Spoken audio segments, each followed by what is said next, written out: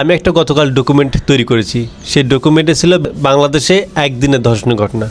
প্রথমত নাটোরে 3 জন হিন্দু সুইপার একটা মুসলিম নারীকে ধর্ষণ করছে। ওখানে আরও ছিল যে একটা মৌলবী 8-9 বছরের শিক্ষার্থীকে ধর্ষণের চেষ্টা করছে। আবার এটাও বলেছি যে একটা হিন্দু নারী শ্রুতিপাল, সে লাভ জিহাদ যেটাই বলেন, বা একটা মুসলিম ছেলে ফাঁদে পড়ে বা তাকে হত্যা করা হয়েছে, বা এমন হচ্ছে সে দুর্ঘটনার শিকার হয়েছে। আমি এই বিষয়গুলো তুলে ধরছি।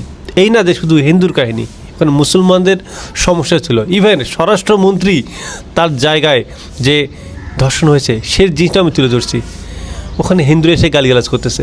ভাই কতটা নিকৃষ্ট রে ভাই, তোরা কতটা নিকৃষ্ট তোরা, হ্যাঁ? তোরা মানুষের বাচ্চা, তোরা আমাকে গালি দিস, হ্যাঁ?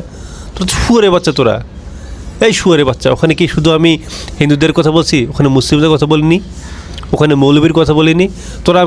তোরা আমাকে বলিস বলাৎকারের কথা। তোরা আমার পোস্টে দেখ, আমি কি বলাৎকারের কথা বলিনি? আমি নিজে বলছি যে বলাৎকার করছে ওর ফাঁসি দেওয়া উচিত। শুয়োরের বাচ্চা, শুধু আমাকে উল্টাপাল্টা গালিগালাজ করিস।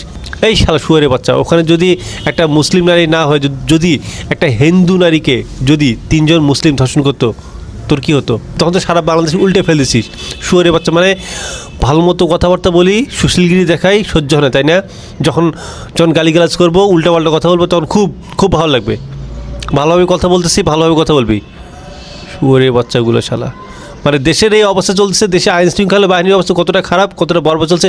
এই শুয়োরের বাচ্চাগুলো আসে প্রত্যেকটা দিন বলে যে দেশে আইন শৃঙ্খলা অবস্থা খারাপ, আমরা হিন্দুরা নিরাপদ নয়। যখনই এই বিষয়গুলোর কথা বলি, তুমি হিন্দুদের কথা কেন বলবা, হিন্দুদের অপকর্মের কথা বলা যাবে না, তোর মুখে লাথি মারবো শালা, শুয়োরের বাচ্চা শালা, চুদমানি খাঙ্গির বলা শালা। জানোয়ারদের জন্য, এই সব জানোয়ারদের জন্যই, সেই সব শুয়োরের বাচ্চাদের জন্যই এদেশের সাধারণ হিন্দুরা অনিরাপদ থাকে, আতঙ্কের মধ্যে থাকে।